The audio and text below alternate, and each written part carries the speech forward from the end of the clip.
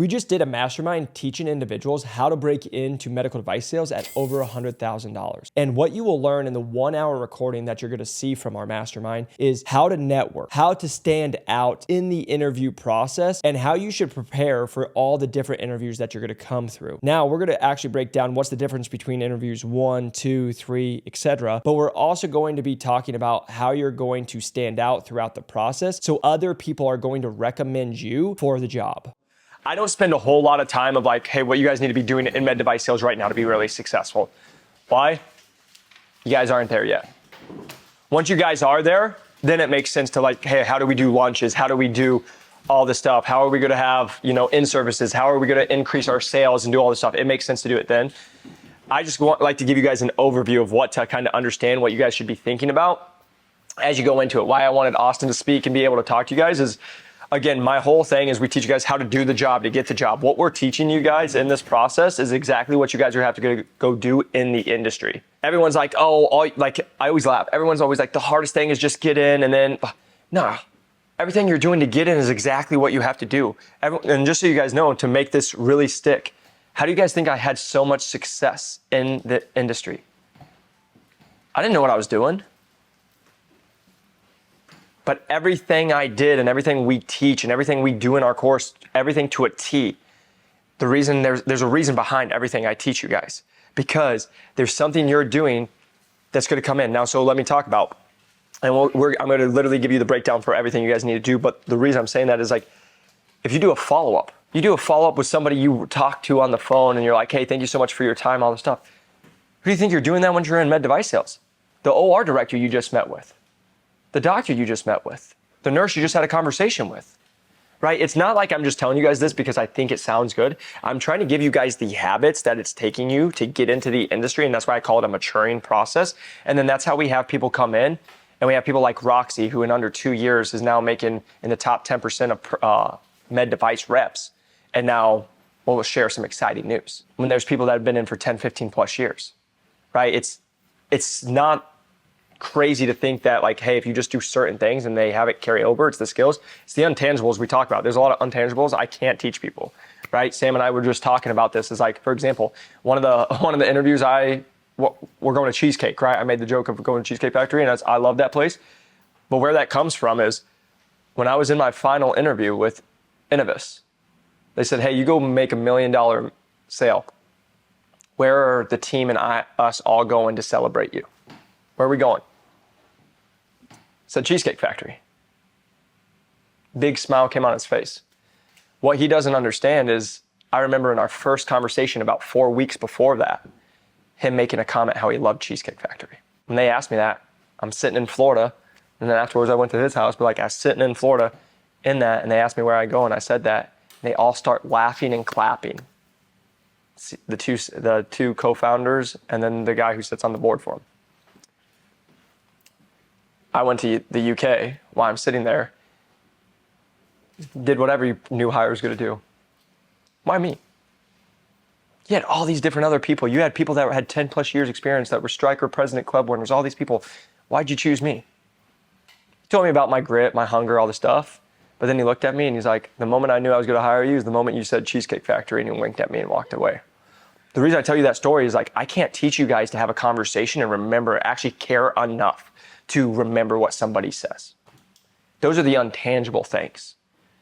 But what we were just talking about is maybe I can shed some light to maybe have you actively start thinking more about that. Maybe you didn't think about every conversation matters because you're more worried about what you're gonna say, so you didn't even remember the person's name that you shook the hand to.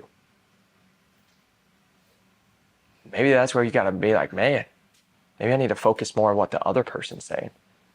Right? There's other things. So I just share that, like the little things that are going to help you guys have success. But I want you guys to know that I'm teaching you guys all this stuff because let me make this really clear. It is for med device sales. But let me just smile at you guys and tell you I can go to whatever industry I ever want to and make a lot of money. Med device sales is where I'm at. It's the niche we're at. I'm teaching you guys stuff to come into this industry. It's amazing. Guess what the #1 moneymaker is in the USA? Healthcare. That's why when you guys talk about, oh, what's going on in med device sales, every place you're talking about is in the billions, not the millions, right? And so the reason I'm sitting here telling you guys is we have an awesome opportunity, but the things I'm trying to teach you is not only how to break in, how to do the stuff. It's we're going to talk about the entrepreneurship, that stuff you guys can do on the side if you want to make even more money because it all carries over, but also just to make you guys high performers. Because the last thing I'll tell you is like, I've had people come through our program who went to construction sales, who went to SaaS sales. They came in at 170, 180. If I wanted to right now, I could be like, hey, I just start sales stuff and get you broken at 100 grand. No problem. Done it with people of all industries, but I love med device sales. I think it's one of the greatest. So I'm gonna just give you guys what you guys need to be doing right now to help you guys stand out. So literally going from what the heck is med device sales? And I always think about this is like we have our new to medical device sales, but I like to go back to everything I show you guys and we talk about. Put stuff on here. Our competitors get to see it. They literally go copy it to a T. I sit here and smile and I say, okay. Because I'll sit here and tell you guys, I could literally give them the playbook and they could still never get as many people as I've gotten hired. They're not you. Bam. They can't execute, they can't talk, they can't motivate, they can't do the things, they can't read a human being, see their pain point. They won't get on. We were gonna hang out. I ended up being on 4 hours of phone calls with students the last 2 days. Walking, dripping sweat in Florida because all the humidity and I'm dying. But spending there for one guy who's been in our course for 6 months to be there and be like, you don't have anything wrong with you. You just need to believe in you. And for 35 minutes, I talk that guy up more than he's ever been talked up so he believes in himself. You want to know why he's going to go crush his interview on Monday? That. None of this is going to help with that. None. Now I'm going to give him the stuff. He already knows all the stuff to do because we've talked about it. But it's all the other things that come into it. What's your body language like? How do you talk? What's the voice? Can you think of when questions come to your way? How do you go, I don't know? Or do you actually stand there with confidence and be like, that's a great question, and then handle it with maturity, right? So the thing I'm just going to teach you guys, we go through this, and I'm always here to provide you guys as much value as number one. What do you need to know about med device sales? When we come in here and we talk about it, what you guys understand is like what we've talked about. This industry, you guys can come in and make so much freaking money. One of the guys I worked with at Medtronic. Now, just understand, this isn't every year. Had a commission check of $400,000. Commission. That wasn't salary and all the stuff. Commission check. And he wasn't even number one rep that year. Now, that doesn't always happen at those big companies. But what I want you guys to know is what you need to know about med device sales is this is an industry that you guys can literally come in and change your actual financial life. I know so many people making 1.5, 2 million. Now, it might not be them working at Medtronic at the W-2, and we'll talk about that, but this is the industry to do it. Because guess what? Me getting on a call and doing online personal training or me helping people break into med device sales, still do all the coaching, still do all the things. Guess what the difference is? It's a lot more competitive to be in med device sales and people pay a lot more money. Why? Because of the value it brings. That's why you guys need to understand the market you're going into. You guys can go do sales at ADP. You can go do all the other sales at other places, but guess what? There's a reason why you hear sales and they're there and those people are making 60K. But why is a rep doing the exact same thing in med device sales making 170? Market opportunity. All right, so what you guys need to know about medical device sales is, again, making sure you guys understand. Do you guys know the different divisions? Do you understand that, okay, let's break it down a little bit. Do you guys want to be in minimally invasive? Why do I love minimally invasive? I went to minimally invasive. What that means, that person most likely is going to go home same day. That's going to be a surgery that is scheduled. That is a surgery that normally happens between the hours of 7 and 5 p.m. 7 a.m. and 5 p.m. So the reason I'm saying that is, why go GYN when everybody's like, why do you like GYN?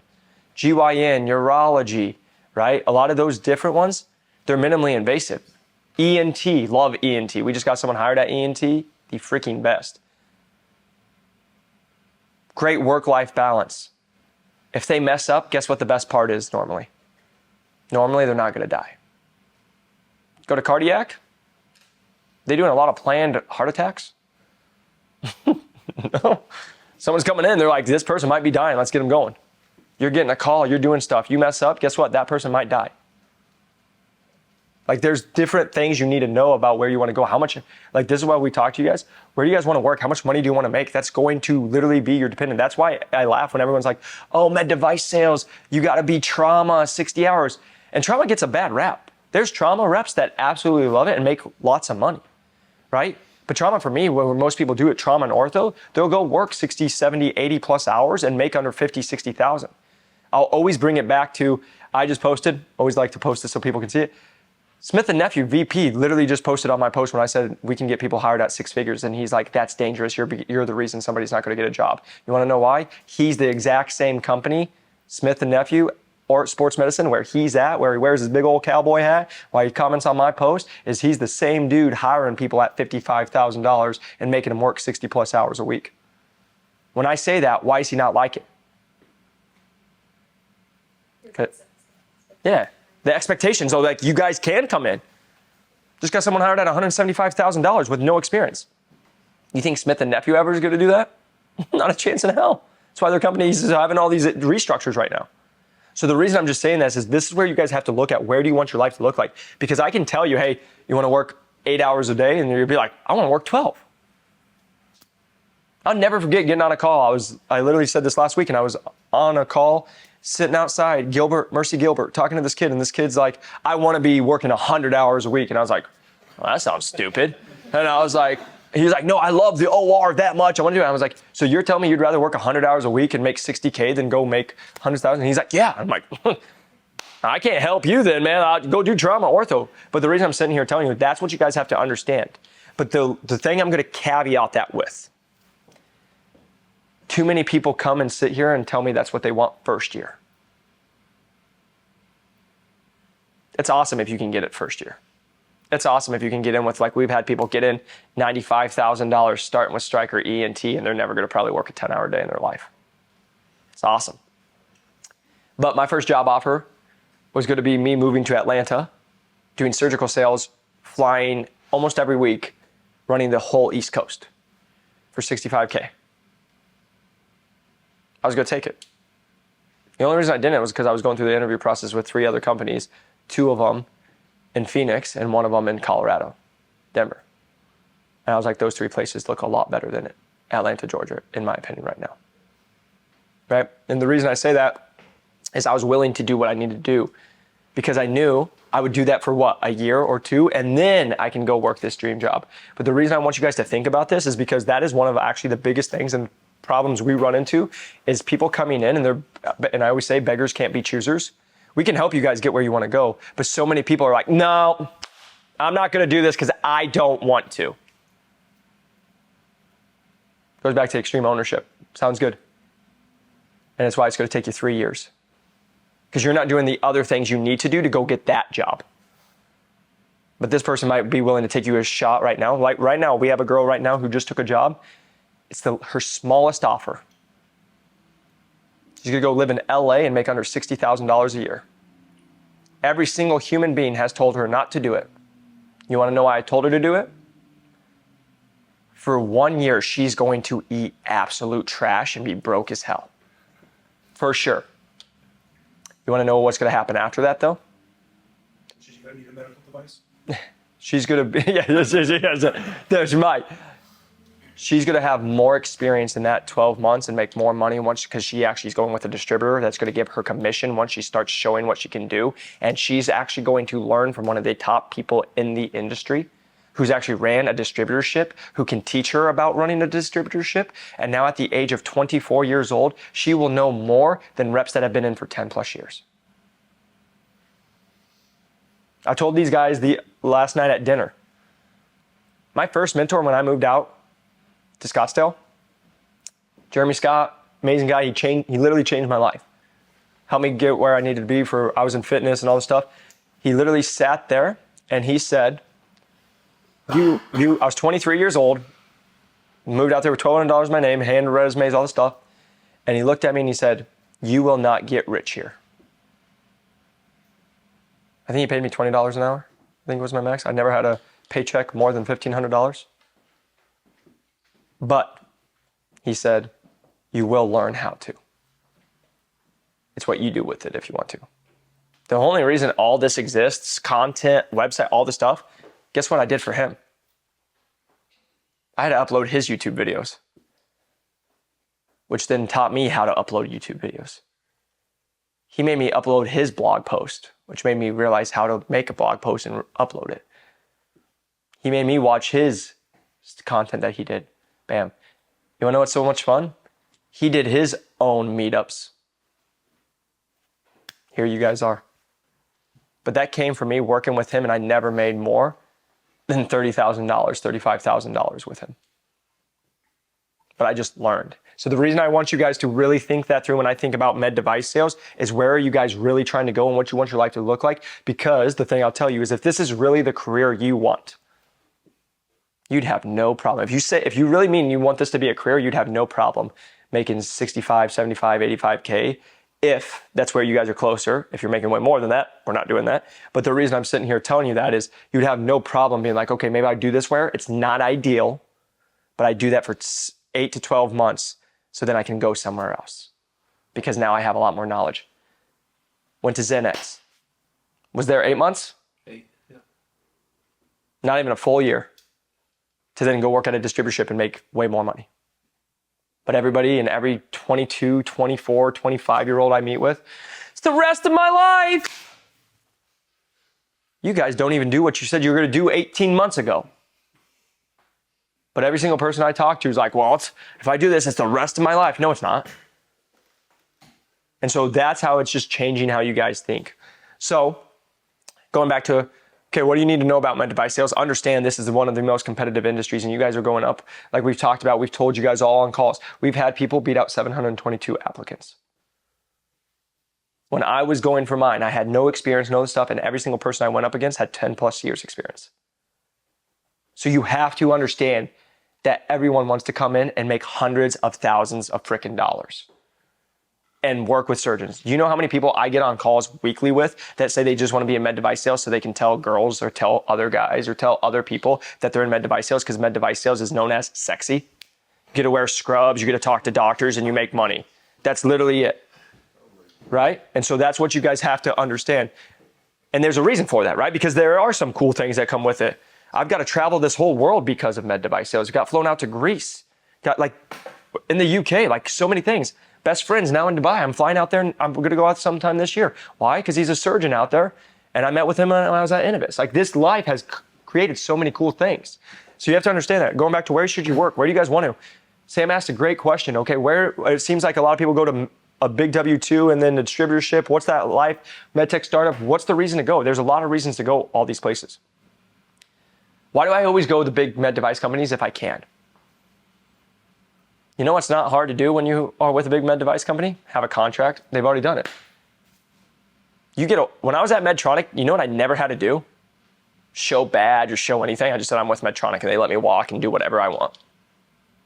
Changed when I went to Innovis. Everyone's like holding me up, being like, you can't go in there. Where's your stuff? So the reason I just said is I always went to the big med device companies because you have to understand when you're in a big med device company, guess what you are? Just a number. They don't know you. They say they know you, but they don't know you. You meet with your team once a year, maybe. If you're lucky, twice a year. You don't even know your team. Like, it's like you're just messaging them. So it's like, you're just a number. So as long as you guys go take care of your stuff, yeah, you have your team, but you're just a number. But why did I do that? Because of that, I got a brand new car. I got all my gas paid for. I got training. I made money. I was in every other hospital already. I had the contracts. I was already known by all the other hospitals. So it made my life easier in that realm. But this is the biggest one that I'm going to sit here and tell you. When it was like that, guess what it gave me instant access to? Relationships. I've said this before, but I'll say it again. I called my mom before I started my day one with Medtronic and told her within 2 years I'll be out of here. I remember literally walking into my house on the phone with her and saying, got hired, I'll come in, I'll absolutely crush it for them, I'll return my investment for them, and then I'll be out in 2 years. 1 year and 10 months I was out. Why? Because I already understood why I was going there. Because guess what? Why does anybody even care what I did? Would you guys ever care if I told you I had all that success, but I was at a distributorship my first job? No. Everybody just says, you were at Medtronic? It's all fake, but that, again, I always tell people, the only people who care that I was at Medtronic were the people working at Medtronic or the people wanting to work at Medtronic. That's it. But the reason I knew that is like being in the strength and conditioning world. I go work for a pro team. I go work for the Tampa Bay Buccaneers. Guess what my life is? Easy. I meet some pro players while I'm just around the network, and then guess what? Now I can go train your little kid whenever you want, because guess what? I used to train a pro athlete. It doesn't mean you can be the worst trainer ever, but people are going to use that recognition. I understood that. So that's why I go to the big companies. Now here's the thing. There's people who go to the big companies and they love it. They stay there the whole time because I'll just sit here and tell you. It's why a lot of people don't like me when I do a bunch of stuff. I was fat. I got to where they were. It took them 10 years. I did it in under 2. Why? Because when you're at a big corporate company, you're just a yes man. A lot of people in management just said yes. You know what the best part of it is? It doesn't even have to be med device sales. My best friend, he's in the candy world. What is it? Harborough Gummy Bears or whatever? He's in. He works for him and he's like, he runs the thing. The dude he crushed every year in numbers became his manager. Why? Good yes man. You know who? And I always laugh when he tells me, he's like, guess who tries to give that guy advice now? That dude. He's like, go at yourself. Like, screw off. You didn't tell me. But he was able to go, and that's where these corporations. But then also, when you're a big number, guess what you can really do? When you're just a number at a big med device company, you can just ride under the radar. That's why you guys always hear me. You can do just enough not to get fired. Are you really that good of a sales rep? Because this is what I always tell people. I took my territory from the lowest performing and all the stuff, and they weren't going to buy it because I was the rep who did it, because there was 4 other reps who had never been able to make that territory perform, right? So it was me. But then I talked to a lot of people who are like, oh, I work for whatever company in this space. Guess what? That hospital, those people were already probably going to buy it. It was a big enough company. They just needed it. Me and Austin were just talking about it. Do you know how many guys I know and girls that I know who would be at a massive med device company and they're like, well, I've been there for 6 years. I was a 4-time President Club winner. And it's like, yeah, you took over a territory that was running at 132%, idiot. It was whoever got slotted in there was going to be a President Club winner. It wasn't you. Yeah, you've done enough, but it's not like they're amazing. So the reason I tell you guys that is, this is where you guys just figure out what you want to do. Is a big med device company is a great place for me personally. If you want to go and you just want to fit in, you want to be a number. Because let me sit here and tell you, have I made big commission checks? 100%. Do you guys know what happens when you make a big commission check as a W-2 employee? You have with your uncle. It gets taxed as commission. Nope. So think about that. Like what people always say, oh, you made this much money. Think about all the early days and late nights. So when you make a $65,000 commission check, you see under 35 of it.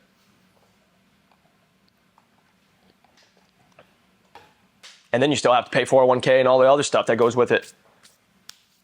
So like that's the thing is like with the W-2. But let me caveat that there's a lot of safety with it.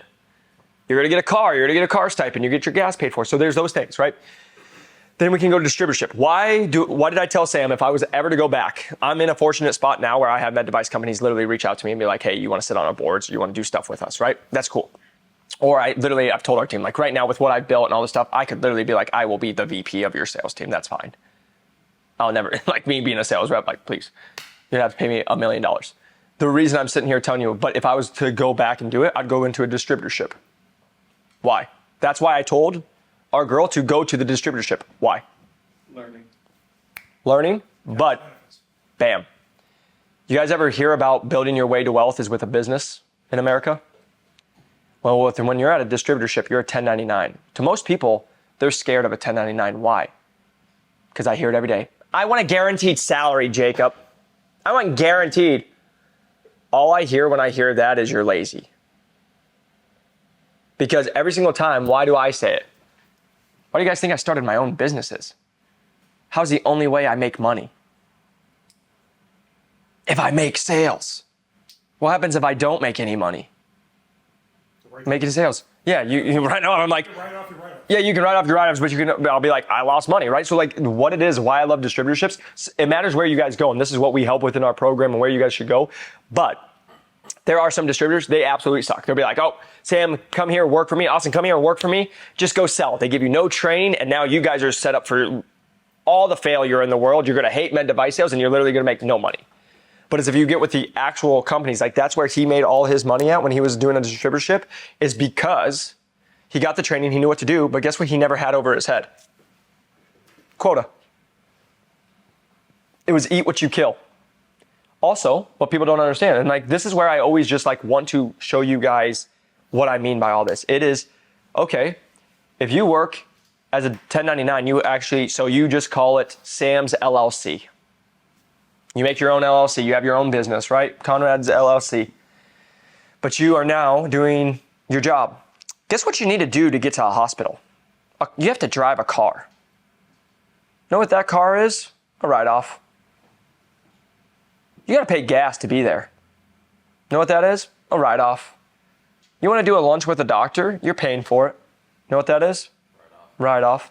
And so what people don't understand, and this is why I'm always so big on it and why I would do it, is if you guys don't understand business, and I'll always help you guys with this in the future, but it's like, if you don't understand business, for example, if I do, let's say I make $100,000 a year, well, the average person is gonna go pay their 22% or whatever it is and pay, depending on what city you're in, you're gonna go pay.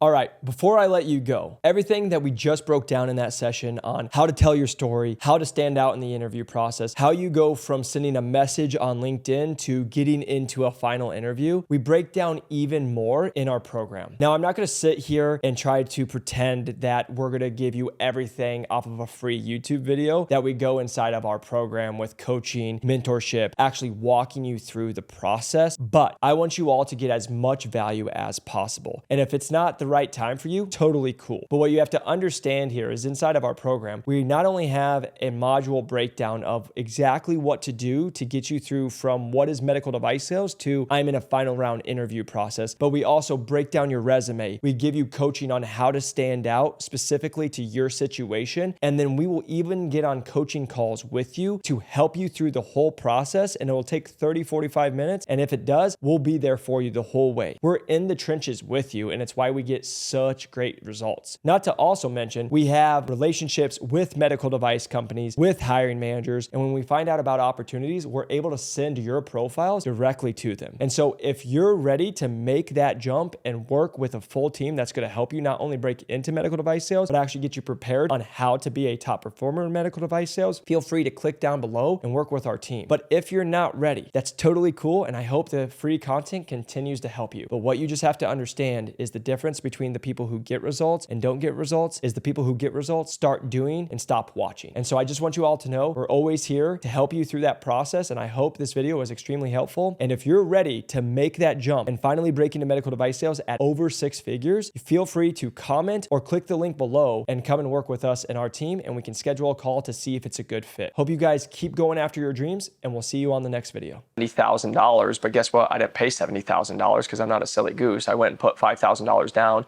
got a truck payment for $1,000 a month. Guess what? I can still write off the full $70,000 amount. So now right away, if I made 100, guess how? And then it gets more complicated, but to try to make life easy, it used to be 100% write off on your vehicle. This year they changed it to 60%, which sucks. Maintenance. You can do, so you can do maintenance and all this stuff. You can also wrap it. You can also put like marketing expenses. Like this is the stuff you learn the business, real stuff. But let's just make life easy. Let's just say it was still 100% like it was last year. I go buy a truck for $100,000 or $70,000. I made $100,000. Guess what my taxable income is now? $30,000. Guess what? Now I'm only paying taxes on $30,000, which would be like $4,000 instead of $25,000. Guess what? I still need it. That's why I look at that is if I'm at a distributorship and I get to run my own thing, I'm the one in control with it. And then I get to write off taxes to do it. But again, it just matters where you're going to go. Then medtech startups, those kind of smaller companies. Why did I personally go there? I love the more smaller family feel. I love the opportunity of I got stock options. Because if we sold, and what was told, and you'll learn this with the medtech startup world, is like they always tell you, hey, you can do this much money and you're going to make this much money and we're going to sell for this much money. And I learned, and I used to be mad when I was like, that's a total lie. But then understanding, I remember talking to a couple VCs and they're like, you silly goose, what is this, the whole job of a CEO? To sell you the dream, to sell you what they think is going to happen. Like Austin said, you work at a startup, things change almost on the daily. They tell what you got told 12 months later, I can promise you it ain't the frickin' same. And it's just interesting. But like the reason I'm just telling you guys that is like, but also in the same respect, I was selling brand new technology. I was doing stuff. I got to meet great people. I got new opportunities that I never would have got. I did make great commission checks. Like there was all the other opportunities. And personally, I left a Medtronic to go to a small device company because I like the fact that if I wanted to talk to Elliot, he's a great guy, but when I wanted to talk to him, I just sent him a voice memo. The only difference was he was living in the UK at the time. So I just had that barrier. I'm at med device sales at Medtronic. I want to talk to the VP. I'm going to send an email to my manager, and then my manager's got to forward it to somebody else, and then I'm lucky if I get a response in 4 days. You know where that exact same place plays in? Hey, I want to buy something. Am I able to do this? Hey, Elliot, can we do this? Yep, okay, make the deal, got the PO. Medtronic, hey, can we do this? Send an email. 7 days later, I get a response. No, you can't. Okay. That's why these small companies have the opportunity. If you can move faster, move quicker, and make deals, because like you got to think of a Medtronic, guess what they are? Do you walk into Target and say, I don't want to pay $229, I want to pay $199, can I do that? They'll tell you go screw off. Yeah, exactly. They'll tell you screw off. But a small med device company, startup, they can work with you on pricing. But then there's all the other challenges that we have talked about, right? Are you on contracts? All this stuff, right? So there's all that. Now, I went into so much detail because I want to give you guys all this information before you guys start reaching out, okay? And then building your resume, LinkedIn profile, all this stuff. I'm going to sit here and tell you guys, building your resume, it really means nothing. I tell you guys all the time, hey, we're doing our resumes. You know what you guys all think you need? Your resume. You know how many idiots I've met that like have a 4-point GPO or GPA? No, I look like the idiot. But they have a 4.0 GPA. They're like, I went to a Ivy League school. I'm all that. And then when they can't even make eye contact with me when they talk.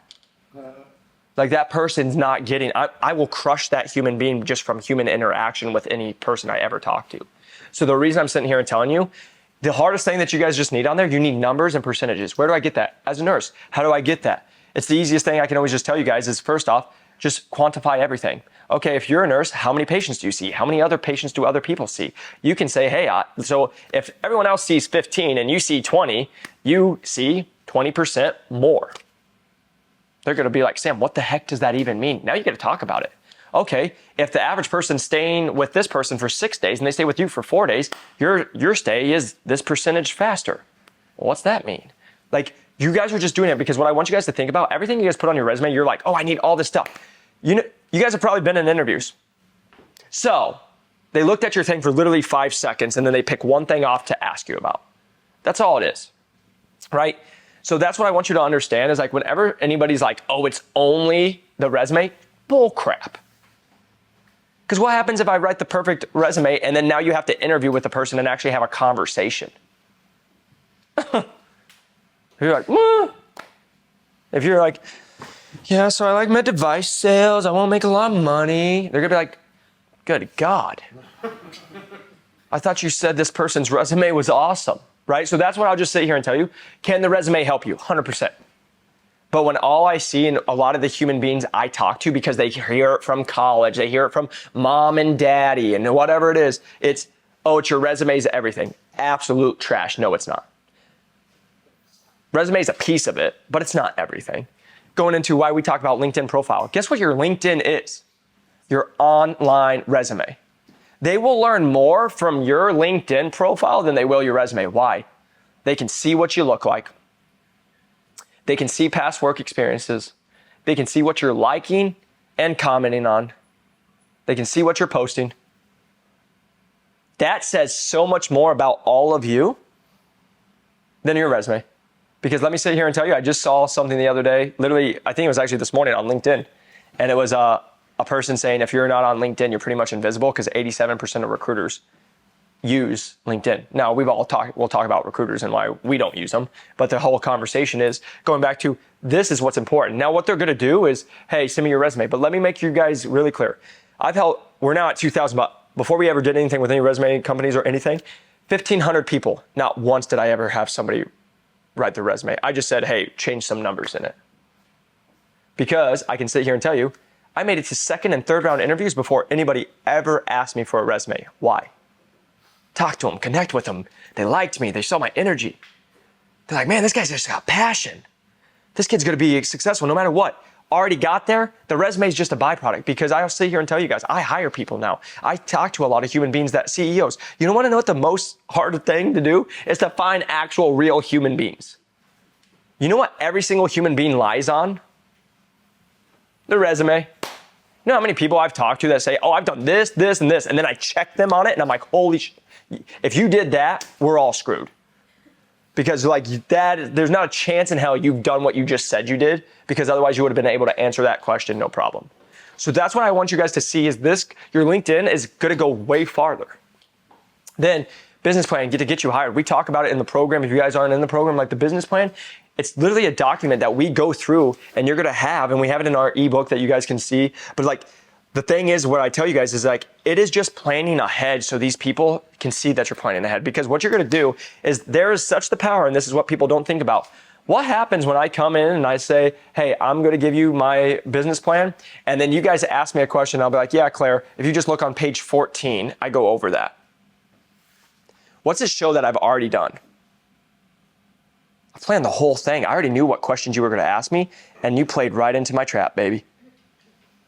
Guess what you guys do as salespeople with surgeons? Do you think I ever ask a question to just ask a stupid question?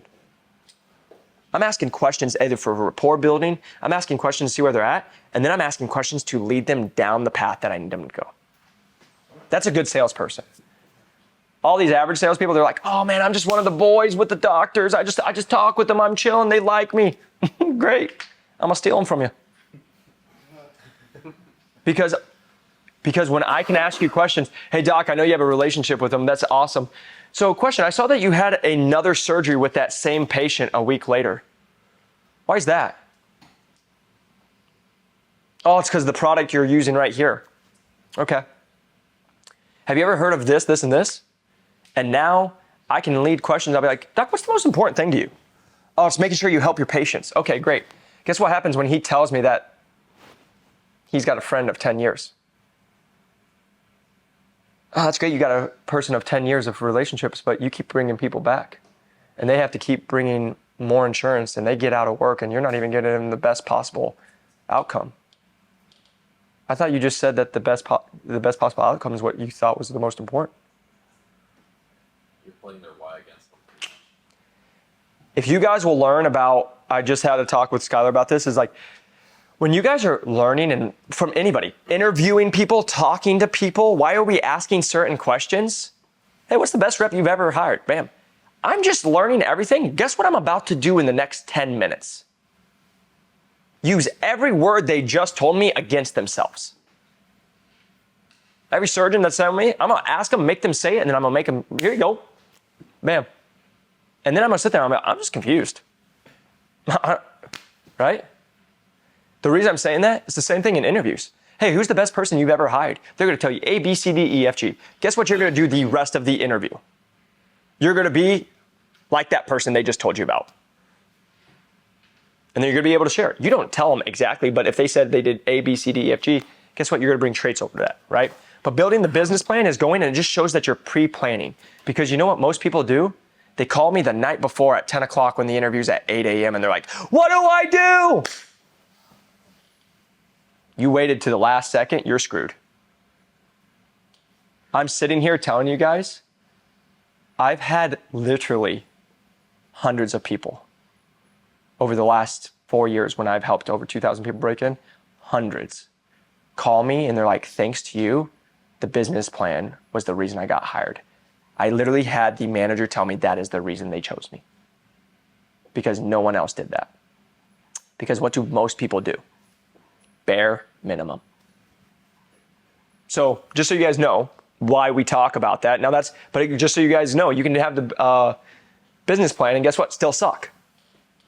Give it to them, don't know how to use it. Like I tell our team this all the time.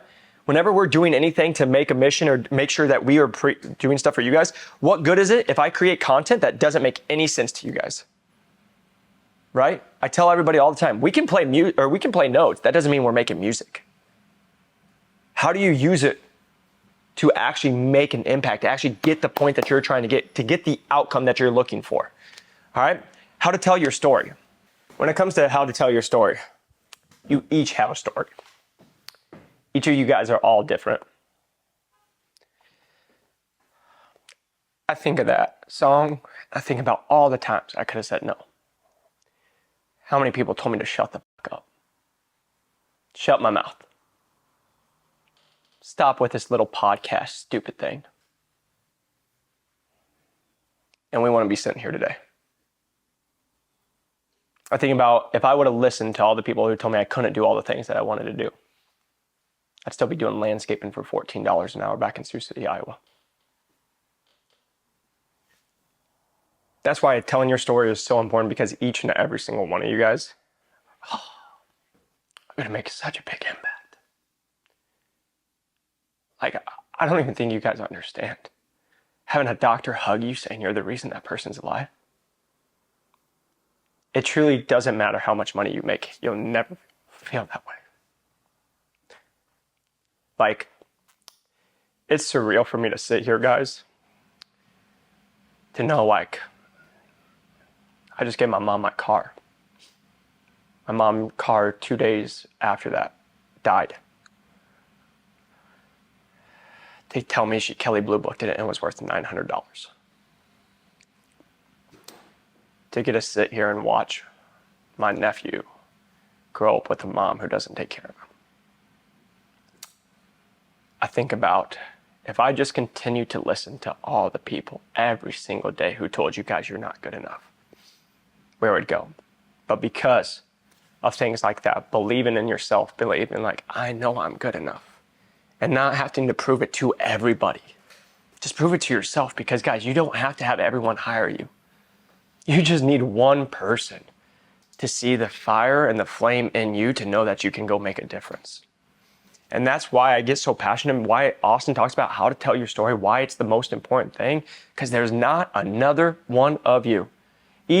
Every one of you have something that you guys have gone through that you can relate with other people, that it gives you a different perspective to how you guys see life, how you guys are going to be able to show up, how you guys are going to be able to bring your passion, who you are, all your experiences to make a difference in someone else's life. Because I'll sit here, why we keep doing what we do, why we have the success, why we do this stuff, it's never been, my goal is always just to help people.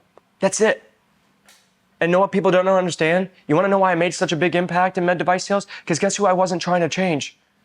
I wasn't just trying to change the patient's life or the surgeon's life, but what about the nurse's life? What about the surge tech's life? What about the janitor's life that I got to meet? If you every day just focused on how to tell your story, on who you are and why you're all standing here, I bet you guys could come up with a pretty damn good story. But most of you guys have probably never thought it through and put it to paper and then put it to words. It's okay to have struggle. It's okay to have hard times. It's okay to travel. It's okay to do fun, cool things. And that makes you you. And that's what people need to see. Because every single person who comes here and works with us and does the stuff, why everyone is like, you're so passionate. I saw who you are. That's why. Because I just want to keep helping people, because I know what it's like. And I remember praying and just being like, God, just give me the platform. And I sit here and tell you guys, I cuss too much. I know. Me and God are still working on that one. But the reason I'm sitting here telling you guys is like, that's what it's all about, is continuing. How do you continue to be different? How do you continue to set yourself apart? And you guys might look at that. You don't have to go that deep. You don't have to go to that point, but you can go, what about if you're a proud uncle, you're a proud aunt? What if you have been able to travel the world? What have you done that's different than anybody else that you're going? Because everybody you guys are going up against gets told your resume matters. That's it. Be business professional. Come in your suit and do this. And guess what they are? Corporate robots. You want to know why I've always won? Because I've stayed true to me. Innovis, my final interview. They asked me about my podcast. They knew I was doing all this at the time. And I sat here and I said, let's make life easy right now. If at any point you ever sit here and tell me to stop my podcast or stop doing my course or anything I'm doing, you might as well fire me, because I'll quit that day. Because this will always live. And I was like, I hope to be at Innovis for 20 years. But even if I was there for 20 years, this is short term. Because me having a podcast, me having a YouTube, me being able to do these calls will live forever. Even when I'm dead. It'll still be on YouTube if it's still around. And so the reason I'm just sitting here telling you guys that's how I think about it is in the final interview, who else would you know would go and sit here and tell a company to be like, don't even hire me if this is what you're even thinking. But because I always stayed true to me and I was like, I want you to know exactly who you're getting. And I told them that, guess why I got the job? There was no guessing. They knew what they were getting. And that's what people don't understand is you guys are all trying to be corporate drones. Why do you think I kick the living freaking crap out of these people? Because I can sit here and I can cry in front of you guys. I can be genuine and I'm not trying to put some flex on you guys. Whenever I tell you guys anything about money or anything, I'm just doing that to hopefully inspire the hell out of you. Because I still remember like it was yesterday, putting peanut butter back because I did the math and I didn't have enough once you put the taxes in. 6 years ago. That's why I do what I do. And I know when people hear me talk about money, I've made commission checks of 50 grand and all this stuff. I just do that to hopefully be like, maybe you guys can do it and you hear that and you're like, if he can do it, hell, I'll crush him. I hope that's what you guys hear.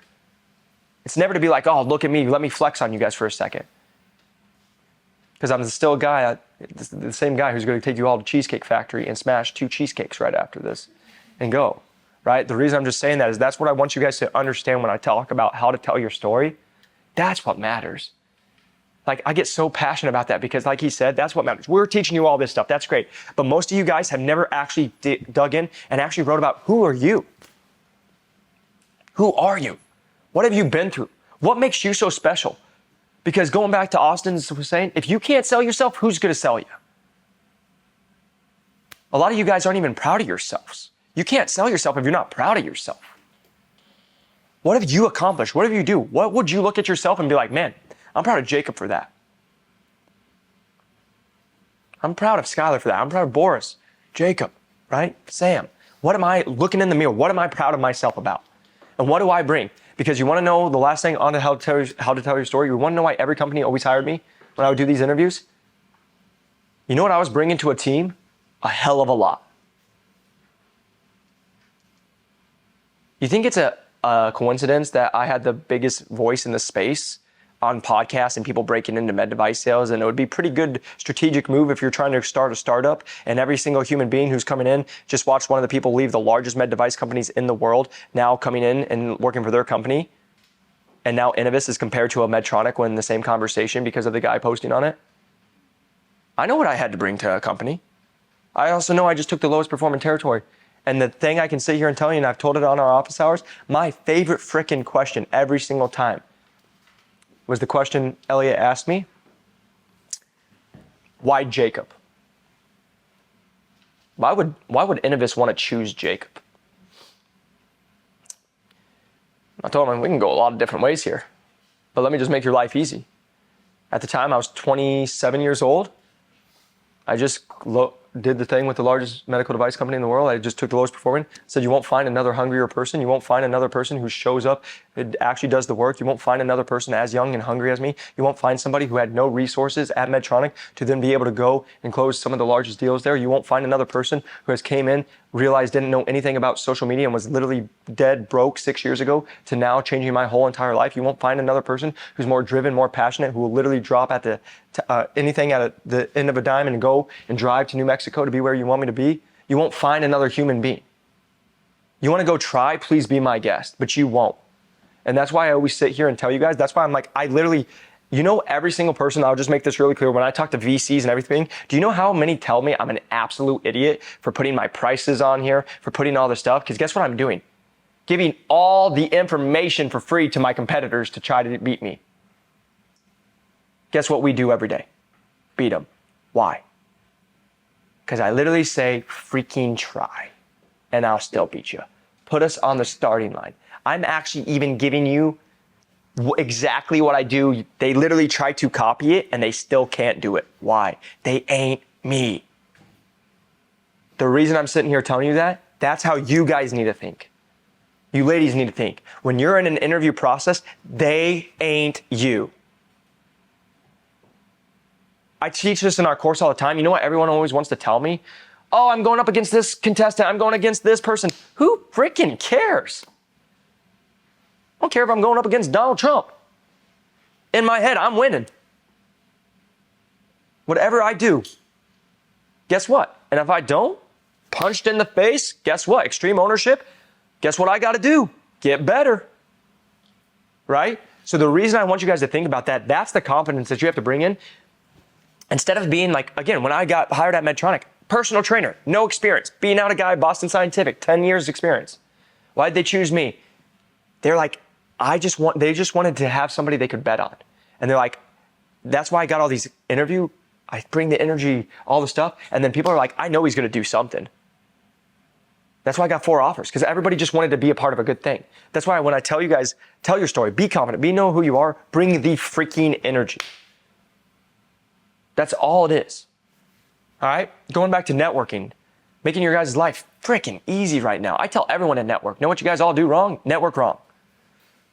It's this easy. Hey, want to pick your brain? Hey, just want to do this. Hey, can you tell me about that? Would you guys answer those people? Hey, Sam, how much money do you make? You want to just give me a piece of it? No, I don't freaking know you. But that's what we do in med device sales, trying to learn from these people. How do you come in and have a conversation? What's the first thing? If you guys have never saw how I do stuff, you might watch me and do things. You want to know what the first thing I always do when I meet someone? I'm going to try to learn about them fast. Who cares about me? I'm trying to learn from the person I'm talking to. Do you think any med device rep cares that they're talking to another random stranger who wants to have a job from them? Nope. But you want to know what most people do? Is most people just come in and then just want the job and then just ask for it. And most of them actually never go and listen to that person and actually have a genuine conversation to where that rep who's trying to give you the advice feels heard. Every single other person is just coming and checking the list. So what do you do? What do you like about it? What do you not like about it? What do you sell? Can you give me any recommendations? That's why they don't get any jobs or nobody helps them. But what happens when you say, oh, Austin, man, you're from Tampa, you were in Atlanta? What was that like, man? I'm gonna let him talk.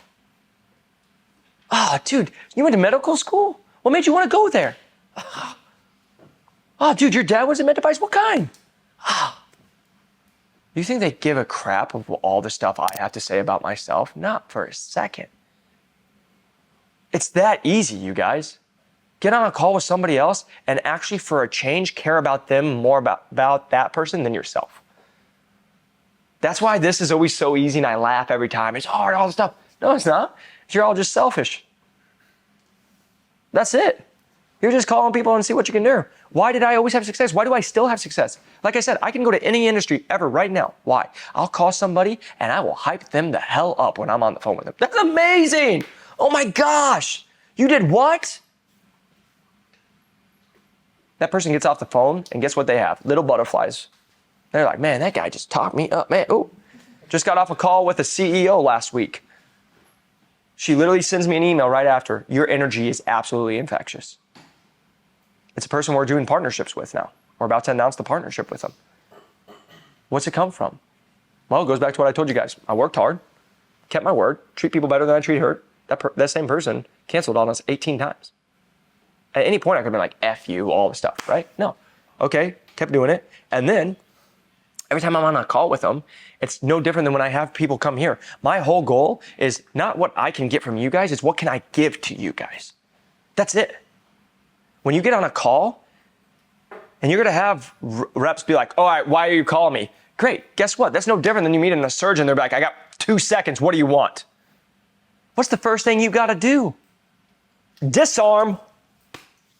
Hey, thank you so much. No, I know you're really busy and I really appreciate you taking the time. And I first off, honestly, I just want to say congratulations on all your success. I went through your LinkedIn. I saw that you were able to be really successful ABC, and it's truly incredible. I just wanted to learn about how you've been able to do that. Guess what's going to happen? Change your tone. Sorry, I was such a jerk to you in the first 5. They won't say that, but that's how they're going to feel. Sorry, I was a jerk to you in the first 5 seconds. Hey, man, yeah, thanks. Okay, but bam. Why? Because you made it about them and you complimented them. It's that easy. Because when you do the networking correctly, when we have people come in and they're like, how hard is it? Right? Okay, let me just make their life easy. Okay, what do we take? Go to LinkedIn, network people, get on a conversation. But guess what? Everybody's like, oh, I reached out to 50 people. Who cares? I can send 100 emails. If it got me 0 responses, guess what? Your email absolutely sucked. That doesn't mean you do, like so many people, they want a pat on the back. They call me, Jacob, I'm hustling, man. I did 50 emails, 50 messages. Great, how many responded back? None. And you want me to be like, awesome? No, it means like, okay, that's great. I'm glad you're putting in the work, but you're obviously not self-aware enough to be like, maybe I suck at something or my message is too long or something's going on and I need to change something. Right? And that's how you got to think about when you're doing that. And then I get a call. Okay, goes back. What people don't understand, I used to videotape. I would get on Zoom. I'm not going to share it with anybody, but I would Zoom and I would record my phone calls. Why? Guess what I did after that? I'd watch it back. Game film, baby. It's just like you're back in sports. I saw one of your videos where you did a call with, I think it was Regional manager of Stryker. That's the one. Yep. I forgot to put it on unlisted, and it was out for like 3 months, and I was like, shoot. So then I was like, legally, I could be in some trouble. And I was like, because he was all like, Scottsdale, man. I was like, saw that. I was like, maybe I need to put it on unlisted. Your secret's safe with me. Yeah, hey, it's all good. But yeah, just so you guys know, but like that was the thing is I used to do that a lot. Because then I could go back and watch and be like, did I say a weird pause? By doing that, guess what I found out I say all the time? Like. I watched it in 6 minutes. I said like, I'm not even kidding, like 30 times. And I was like, oh my God, I want to punch me in the face. Good God. And it just helped me get better with language. I do that too. I do the recording. You do. You listen back to him, it's like, my God, what were you thinking when you opened it? Yeah. You should have had a sandwich to put it in. That's it, right? And you just learn it and you get better, and that's what it is. It's all about the time. Because what people don't understand, you want to know what sales is all about?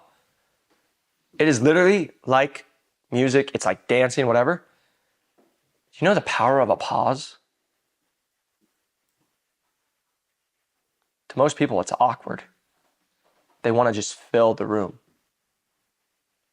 But I can come in here and sit here and say something, and I'm going to wait for that pause because I'm just waiting for it to process in your little head. And then bam. Gotcha. Now let's move on. Right? So the reason I'm just sitting here telling you guys, that's the biggest thing about networking.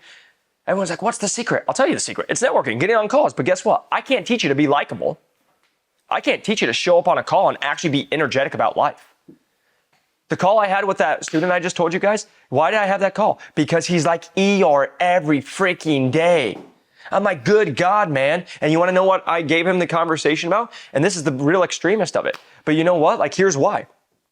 Number one, I worked in the mental education room when I was a senior in high school. Changed my freaking life.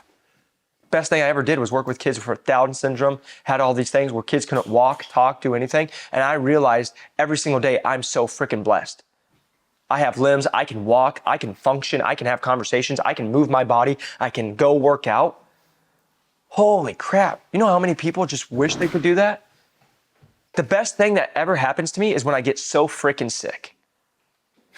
Because I'm like, oh, I'm going to do this, going to do that. And then when I get sick, I'm like, all I wish I could do was go for a walk and take my dog for a walk and be healthy again. That's it.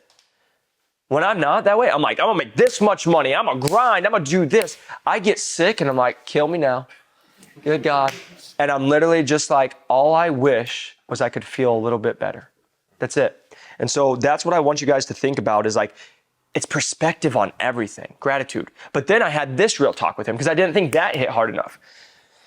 I'm driving here and my girlfriend is the greatest, but I look over and she's bald. We had a great day, by the way, too. Nothing wrong. So that's why I was caught surprised. We're just driving and she's like crying. I'm like,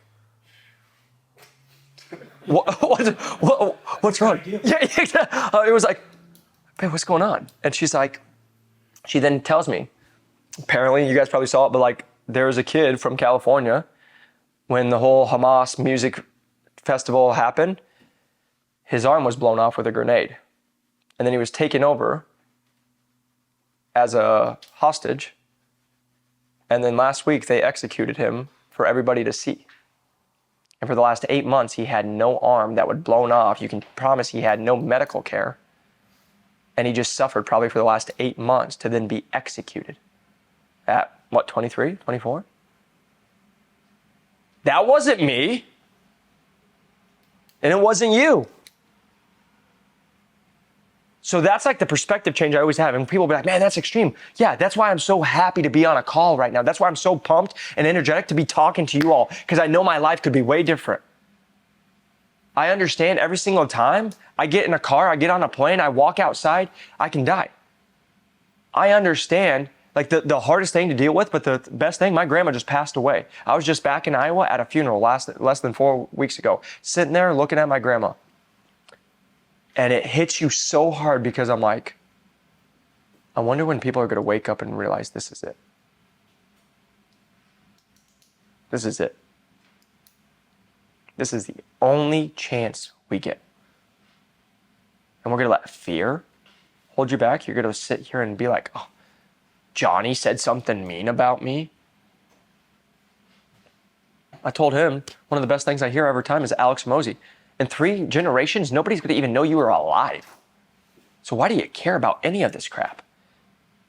It's just like go and actually go chase the life you want to. But it's all about perspective and gratitude. So when I'm telling you guys that, that's why I'm so energetic to get on a call. That's why I'm happy with life. Eric gets to see me the most when I'm by myself. Boris gets to see me the most when I'm by myself. I can be a negative Nancy too.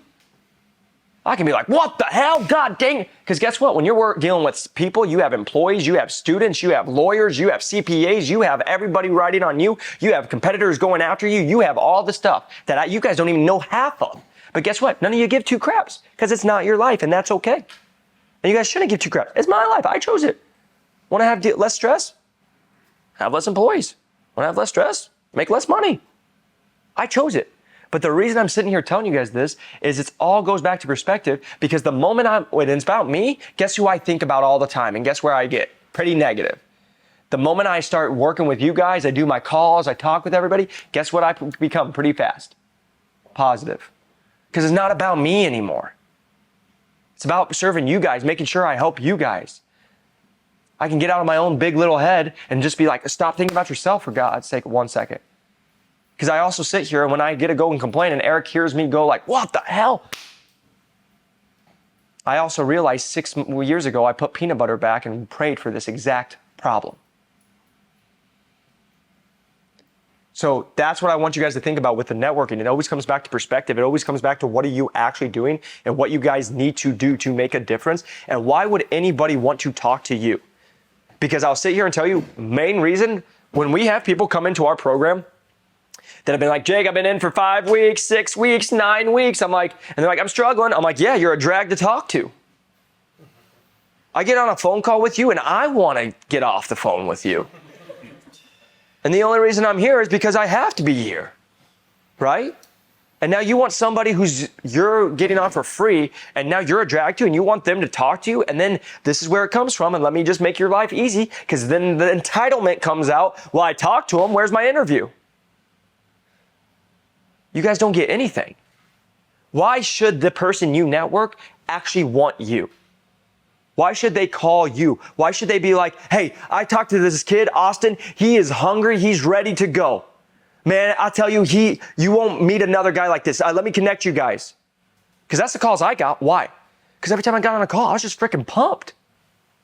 I was jacked. I did 12 hours. But you want to know why? Because I'm obsessed with the journey. I'm obsessed with learning. I'm obsessed with like every call, right? Omar said this the other day on our LinkedIn webinar. If I told you it took 100 no's for you to break into this industry, you guys would be on every call right now getting your no, and you'd be like, yes. But right now you guys get a no and you're like, I'm doing what you say to do in the course. It's not working, Jacob. I was like, yeah, no wonder, because you're skipping all these steps that we tell you guys to do. And then it comes to networking and you're freaking dragged to talk to and nobody even wants to talk to you. And then, but again, this is why I always smile and I always have the talk. Our stuff, when I do my things, just so you guys know, I always say this in our course. If you guys want it, I always say it. I've done this with 2,000 people. Let me just make it sure everyone knows that's in it. It's not me, it's you. I know what we teach and what we do works. And I know it to a T, and I've been able to prove it. But if people are struggling, I get to be like, it's your turn to put the extreme ownership, look yourself in the mirror and say, where are you falling short? Because just so you know, we've had people that have been in for 8 weeks, 9 weeks, 11 weeks, 15 weeks, and that's how they are because they're hitting their head in the wall. And then my favorite part is they finally give me that call. And they say, I realized how blind I've been. I've been doing this, this, and this wrong. You even told me not to. You told me not to put all my eggs in one basket. You told me that. And guess what happens? In 2 weeks, they're in a final round interview because they finally woke up and took the shades off. But it goes back to coaching. I can literally sit here, like I think about in basketball, literally can sit here and tell you, pump fake, dribble with your right. And then you pump fake and dribble with your left. I can't do anything. I can tell you to pump fake and dribble with your right 8 times, but if you keep going left, I'm going to just let you go and get the ball stolen and then sit you on the bench and be like, figure it out yet? All right, put them back in. Oh, pump fake, go to left. All right. Hey, go to the right next time, sit on the bench. That's what you guys have to realize. And that's just so you guys know, that's med device sales. When they're giving you coaching or they say something, let me just say here, hey, reach out to this person. That's not like a suggestion. That's, I'm waiting to see you do it. And most of us fail. We don't even do what they tell us to do because they're like, well, they told me I could. Hey, reach out to me on this date. But you reach out a day late. Hey, reach out to me at 10 a.m., 10:30. Send them a text. Oh, God, I sent them a text. It was still in the 10 hour.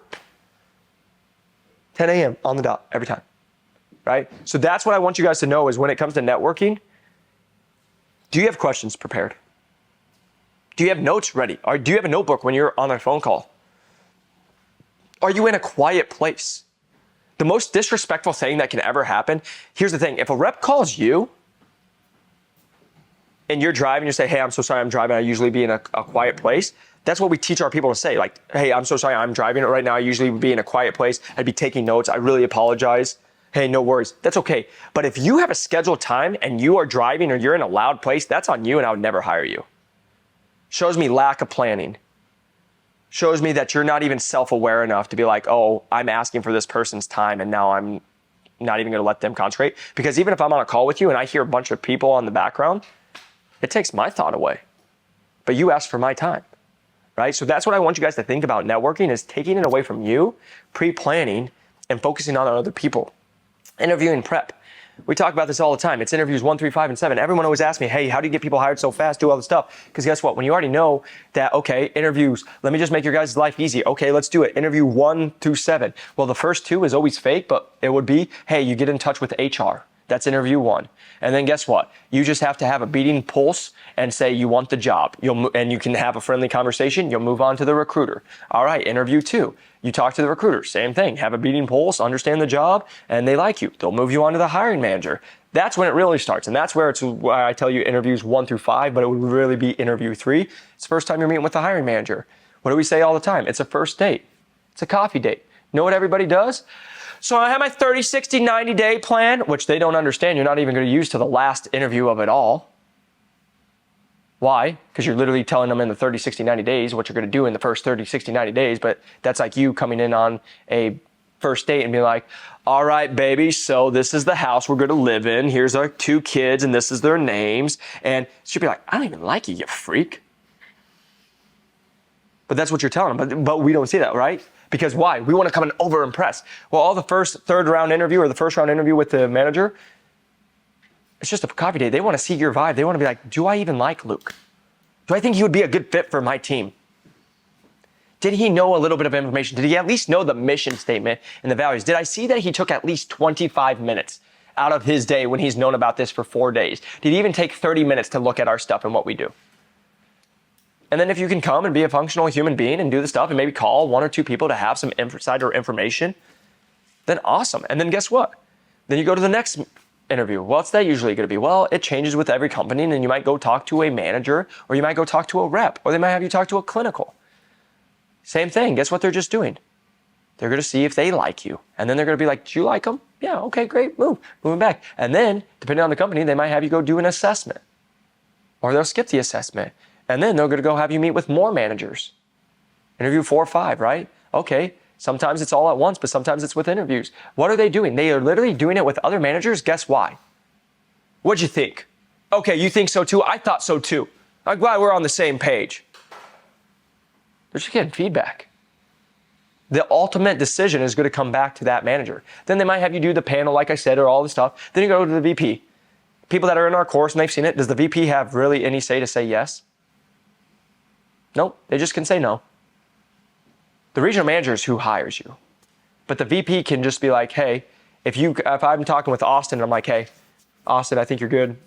Now, when you close me, hey, when's the next round? Hey, you're gonna go talk to your hiring manager. I can go to the VP as a VP to the hiring manager and be like, all right, I think he passes the test, go for it. But the hiring manager is gonna make the decision. But if you go to the VP, what happened with Stryker is Stryker called me 3 weeks after they offered somebody else. Why? Because the kid he was from Yelp, didn't know how to make a single conversation or interaction with a human being. And then the VP asked him, how would you do that? Because you've just been doing Yelp calls and 50 cold calls a day. How are you going to make a relationship? The kid couldn't answer it, and the VP vetoed that kid. And the best part was that's the manager turned me down because of that kid. He's like, oh, he just has sales experience. I'm like, no, he doesn't. But okay. And I kept it on good terms. The VP vetoed him and then called me back and said, you still want the job? That kid didn't get past the test. At the time, that's when I got 3 job offers in 24 hours. So the reason I'm sitting here telling you guys is that's really what it comes down to. And then the final round interview. Okay, it's going to be one more. It could be another presentation. And again, you guys have to understand each company does it different, right? Some are going to do that panel and that final. That's it. Sometimes there's going to be one last one with the manager, and they're going to see. And then from there, we always talk about this in a final round interview. There's usually anywhere from 3 to 7 other candidates because there's hundreds of thousands of dollars that they're going to invest. And so, what are you doing to stand out? We talk about it all the time. We have a guitar pick that I use all the time. And then I come in here and I say, hey, Luke, I want to show you why I'm the right pick for you. Well, that's funny. It's a little joke. Everyone laughs and says it's dumb.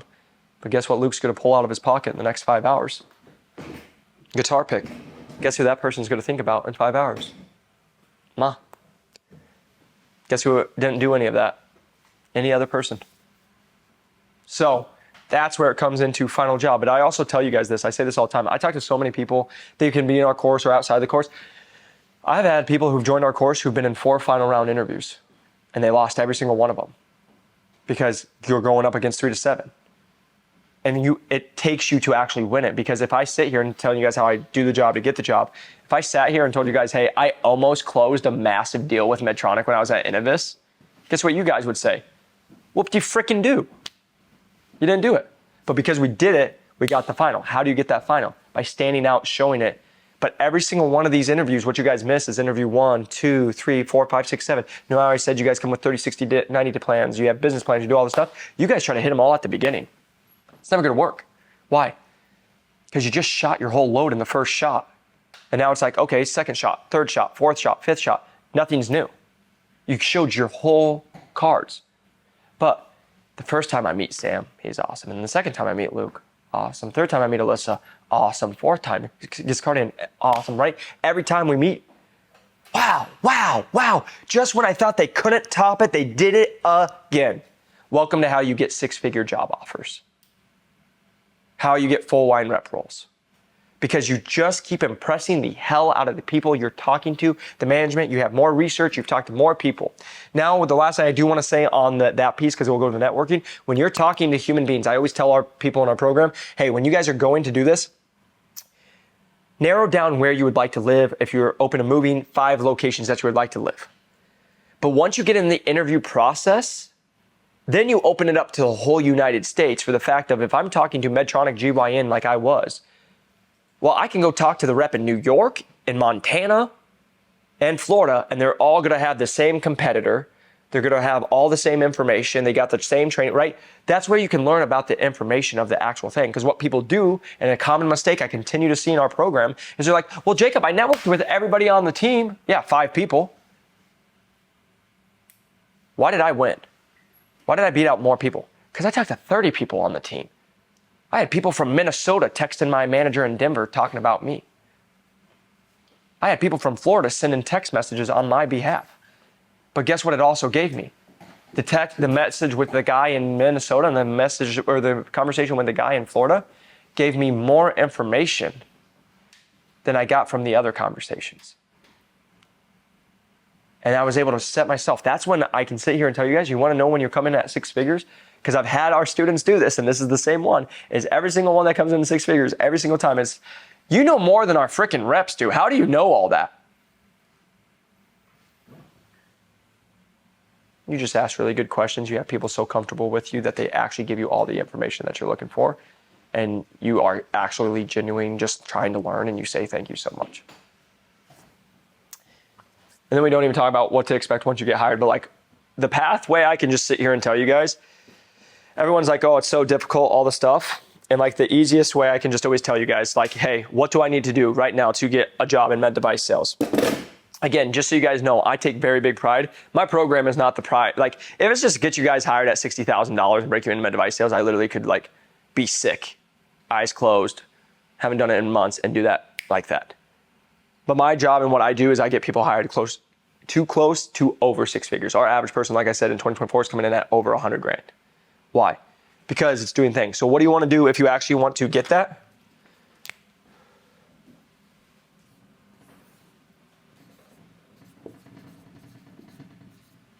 Number one is prepare.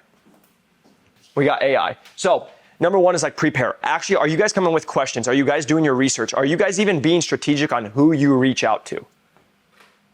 Because we'll tell you to kind of shotgun, but for example, why did I get with Medtronic GYN? I figured it out, and this is, I'll just sit here and tell you guys, it was like by God thing. Guess who the first people who popped up on my LinkedIn when I was like, I think I'm gonna try to reach out to people in med device sales. Medtronic GYN. Don't know why, but those were the first people. The guy I just told you about in Minnesota was one of the first guys I ever reached out to in my life. And we connected and hit it off like this. And I was like, oh man, med device sounds amazing. But again, most of you guys won't prepare. And then you guys are like, again, I talk to people in our course and I'm like, hey, network. But at some point you have to narrow it down because otherwise we're just shotgunning all the time. You think it was a surprise that I got only offers, like my 4 offers I got were only with top 10 or top 30 med device companies? No, because I said I'm only going to target top 10, top 20, top 30, right? So the reason I'm sitting here telling you is, yeah, I tell you guys can't be picky. You guys need to do it, but at some point, you guys need to actually have a plan and be like, okay, maybe this week I'm going just after these 3 companies. See what clicks. But again, why do we do the first couple of weeks? You're just getting on calls with everybody. You don't even prep on that, trying to narrow it down. You're getting calls with everybody. Why? To figure out what the heck you even like. All these people call me, I want to do sports medicine. Great, you ever done it? No. I always tell people, that's the equivalent of I say, what's your favorite continent? And you're like, Africa. I'm like, great, you ever been? And you're like, no. And I'm like, awesome, why you like it? Because they got giraffes. And I'm like, great. And then you show up there and a lion's sitting outside your door and you're probably like, I don't think I like Africa anymore, right? Like the reason I'm just sitting here and telling you guys, that's what I hear on an everyday basis. But instead, what I want you guys to do is actually go reach out. That's why I tell, you guys think I'm telling you guys to do busy work and like reach out to 50 people. Just talk to people. No, I'm saying it because I'm not you. I can tell you go do ortho and you'll hate it. I can tell you go do GYN and you're like, this sucks. Oh. By you talking to enough people, you're going to figure out, hey, I like this division. I like this company. Oh, this seems pretty cool. Or whatever it is. And it gives you an idea. The first couple of weeks, the first 20, 30 calls is just you just figuring stuff out. What the heck you want to do? Then it's how do you come prepared? You're just trying to figure it out. But then how do you come prepared? Do you have good questions?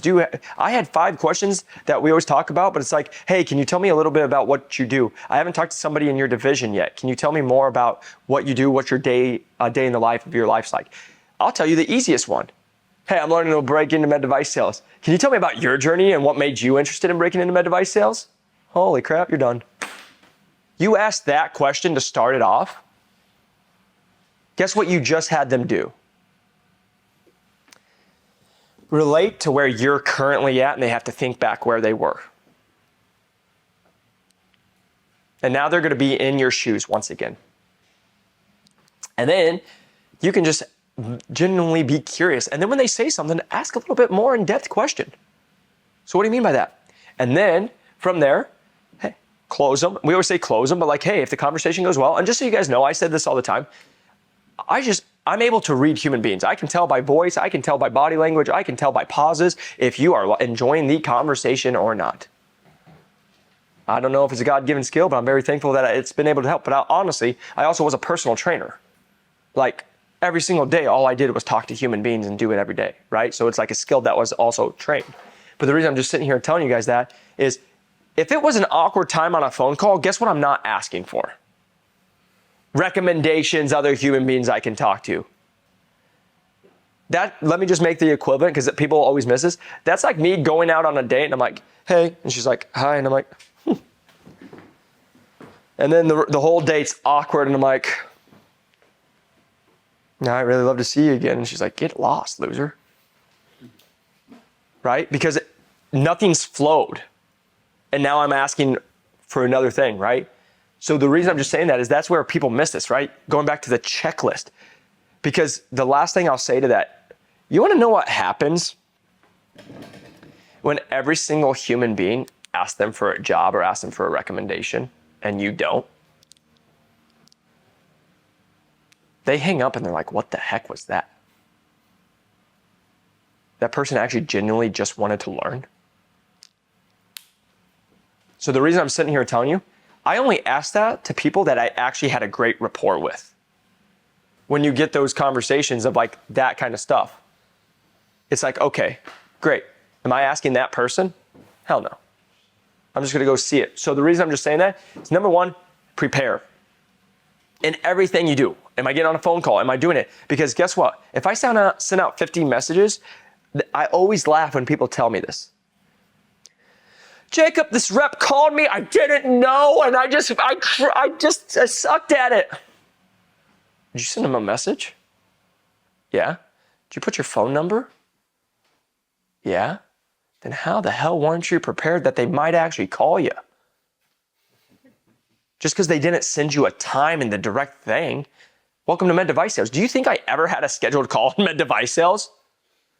You know how many times I had two phones? I'd be like, call my personal. I'm in a surgery while I'm running 2 other surgeries on FaceTime that 2 people didn't tell me about, right? So it's just being able to be prepared, just thinking outside the box, all right? So if you really want to go, you got to prepare.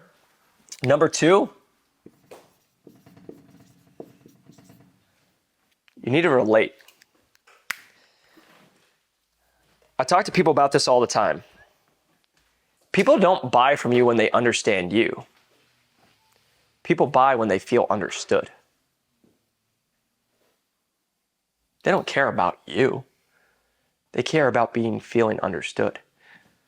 Why do you think I tell you guys stop talking about med device sales for 4 seconds and ask them where they're from and get to know them? Because what happens if you guys make a connection? I talk about this all the time in our program. What happens if you get on a 30-minute call and you didn't talk about med device sales? You want to know what I can promise you is going to happen? That person is going to put you up to somebody else in the next 7 days. Why? Because they actually just liked you. So you want to get people to actually help you? Relate. Go to an interview. Talk to a manager. Why would somebody choose you? Hey, what do you look for in your best reps? What tell me about your best rep? Oh, man. Now I know. What can I do? Relate myself to that person. Hey, I saw you're from the Midwest. Relate. That's all it is. This people think it's all rocket science. It's relate. Yes, it's all the technical stuff that we talk about. Follow up, network, come prepared. Do you know what the interviews are going to ask? Can you prep for mock calls, mock interviews, mock role plays, all that stuff, right? But that's the thing I want you to think about.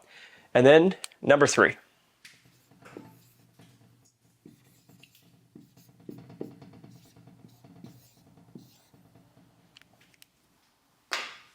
Be you. You will never be wrong for the right person or the right company.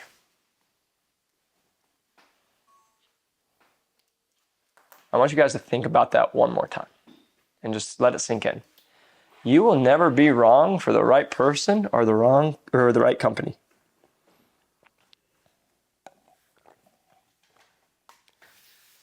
Because everybody always is like, oh, this company didn't choose me. Oh, this is all that. And then they're all flustered. I'm like, did you even want to go? No, I hated it. Then who cares? But also, I can sit here and tell you, because I've had it happen in my own life. You know how many jobs I didn't get? And I was like, oh. And then I got the actual job and I was like, it's my dream job. When I got Medtronic, think about this, guys. I interviewed with a bunch of other companies. Do you think I got full line rep roles for $135,000 with any other job? Nope. So the fact that I got that one was literally the perfect one and it was the right fit for both of us. That's why I always tell you guys, Stop being so needy when you're trying to go get it, because that company needs to sell to you as well, because it needs to be a relationship. Our people who come in at 6 figures and have a great time doing it is because they're making a relationship with that company. They're building it all up together. It's like, oh, we understand, going back to what I just said, when a company's like when Innovis was like, why Jacob? I answered that question. You want to know what my follow-up question was? Why Innovis? I just told you why you should choose me, but I was a top performer at the top med device company in the world, and I'm interviewing with multiple other companies. Why should I choose you? There's a power when you have the company that's trying to hire you sell to you. So that's what I want you guys to think about when you go through that. When I talk about be authentically you, guess who you're dealing with every day? Salespeople. Guess what salespeople can sniff a mile away if they're any good? Bull crap and lying. Let me make this really clear, guys. Could I go back into the industry today? I had a guy offer me 220 grand literally a month ago to just run one account. I can't. But let me make it really clear. I have this podcast. I talk the way I talk. I do the things like. Guess who I'm not a fit for? A lot of freaking companies. I know there's people at big companies who are like, I want to put a 10-foot pole on that guy. I want to not ever touch him. That's okay. I'm not trying to be a fit for the wrong people. I'll tell you guys a line I absolutely love. I've said it on the podcast a couple times. I've heard it. But bees don't take time to explain to flies why honey's better than shit. I think it's one of my favorite lines. You want to know when I used to feel the most anxious and the most frustrated? When I was trying to prove myself and explain myself to people who didn't want to see it. That goes in med device sales, that goes in company, but also that goes in just life. I'll sit here and tell you guys why I said that about relationships, and I don't mean like who you're personally with, right? I mean like family, friends, acquaintances, all this stuff, why I say this kind of stuff. You want to know why I've had more success, made more money, and felt happier as I climb? Because I just get out of all the clutteredness in my head. I realized, just so you guys know, I was in a relationship, the girl's great, but she'd get mad at me for working. Guess what I loved? To work. Know why? I literally had this conversation, it was hilarious. I had this conversation when I was in Italy with my best friend. And I said, you know, my ex, she used to just want to be a stay-at-home mom and live a really great life. And if she would have stopped pressuring me, making me feel bad and do everything, she actually could have been that right now, 3 years later. But because she wanted it when she wanted it and wanted to make me feel a certain way because she wanted stuff, you know what it proved to me? She just wasn't the right person for me. There's nothing wrong about that. She's absolutely amazing. I hope her the best and I hope her everything, but she wasn't right for me. You're never going to be wrong, or you're never going to be wrong for the right person, right? Like you always find the right people and be right for them. So that's what I want you guys to focus on is I'm only going to focus on being me, but like even my relationships, I've made more money and had less stress because I got the relationships that I didn't need out of that. I had friendships fall by the wayside. Why? I climbed. I got better. My buddies, when I was a personal trainer and I was making 40, 50K, to when I was in med device sale making $300,000+, guess what? We couldn't relate anymore. When I could buy stuff and they couldn't, they got jealous. Why am I going to feel bad because I put in the hard work, I did all the stuff, and now I'm getting treated differently and actually getting made fun of and being treated worse because I've just built a better life that I'm actually letting you now have the fun because I'm paying for stuff. And I just continue to keep climbing and putting myself around people that I want to be around who also have visions, who want to build. The last thing to that for you guys, for being you and doing that piece, just even going with relationships and people, I've literally even talked to my family. Guys, I went from being broke as hell. My family's still broke as hell. And you want to know what the best part is? Every single one of you in the room have done more and asked me more questions than my family ever has. And I literally have the golden ticket because I was in the exact same situation as them. And all they would have to do is say, how? And guess what? I've told them how, and they just don't do it. The fact that you guys are here and you're trying shows that you guys are already more coachable to get where you want to be. But the reason I'm just saying that is why you always have to continue to be you, continue to just go after the companies you want, and then make sure that you're being in a healthy mind space, because last thing to that, you guys will never outgrow you. What do I mean by that? You'll never outgrow all the crap you're dealing with. You got a bunch of drama, I'll sit here and tell you, got him at device sales, got to 135, got to 180, and then I got stuck, and I got stuck, and then I got stuck. Guess what happened when I got a bunch of drama and a bunch of bad relationships out of my life? Made way more freaking money. Why? Because all the energy and just so you guys know, not even energy I was acting on, just the headspace that it was taking. Well, why is this person doing this? Why would it? Just thinking about it took me away from that same time and energy I could be thinking about doing stuff to make my business grow, my territory grow. Just so you know, I'll never forget. You want to know when my whole territory changed at Medtronic? That girl I told you about, I broke up with her. I sat on a treadmill because I knew it wasn't the right fit, and I had been going back, broke up with her multiple times, kept getting back, doing all the stuff, drama, trying to figure out life. Finally, it was just like, it's not it. I can't, and it's not fair to her to keep getting back together because I was immature. I hadn't dealt with my stuff, and instead of just doing it. So I was like, nope, this is it. When I make this in, the cut is it. Made the cut, and then I sat on the treadmill. Finally free of that. And I wrote down, that's a cool Mustang. But I wrote, it was a Mustang, yeah, that's right. But it's why I wrote down what I had to do, and guess what? I just had to go execute on the next 6 months of that.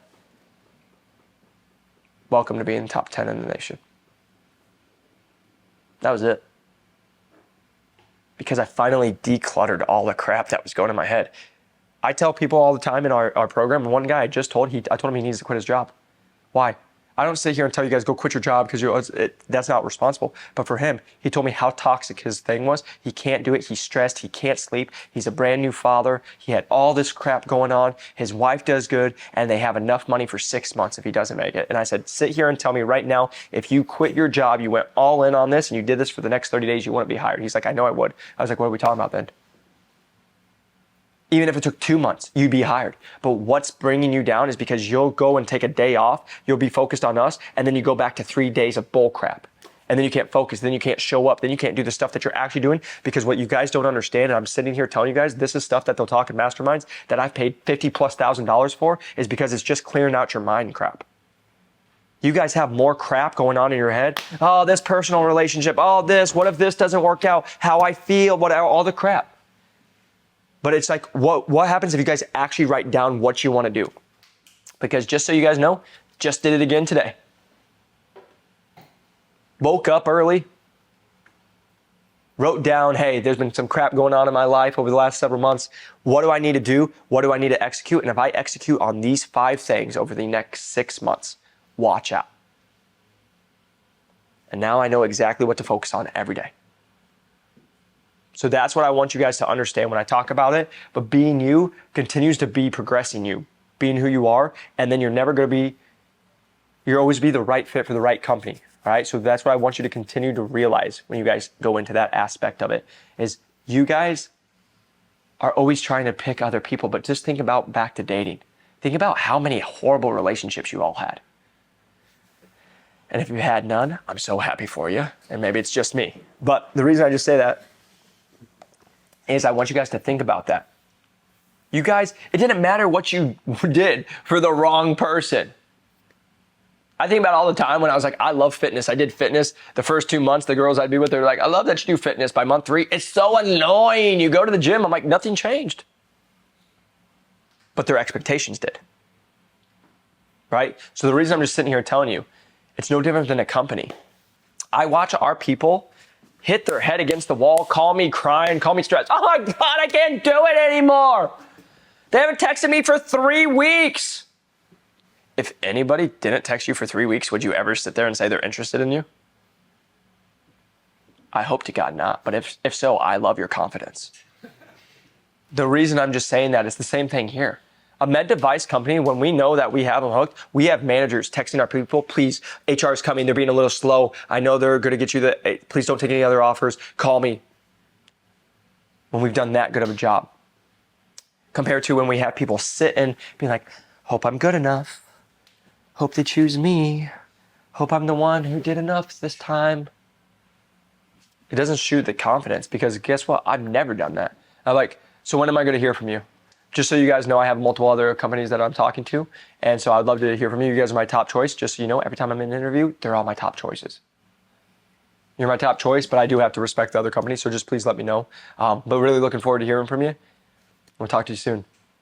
Right? And then if it's a follow-up, if I'm going for a hard close, I'll be like, all right, if I don't hear from you by Tuesday, great to follow up. Oh, no, you'll hear from us by Tuesday. Oh, great. But if I don't, I'm able to follow up. Oh, you'll hear from us by Tuesday. Okay, well, if I don't, I'm going to follow up with you.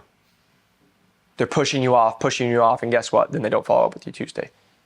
Hey, I'm just keeping my word. I'm making sure they all know, but the thing I'm just sitting here and telling you is when you guys go in with that level of confidence, welcome to why it's so easy to win. Why do you think I just did a pep talk with our guy who is like Eeyore? He's doing everything else right. He just needs the confidence boost, for God's sake. Watch what happens over the next 2 weeks with this guy. Because the way he carries himself.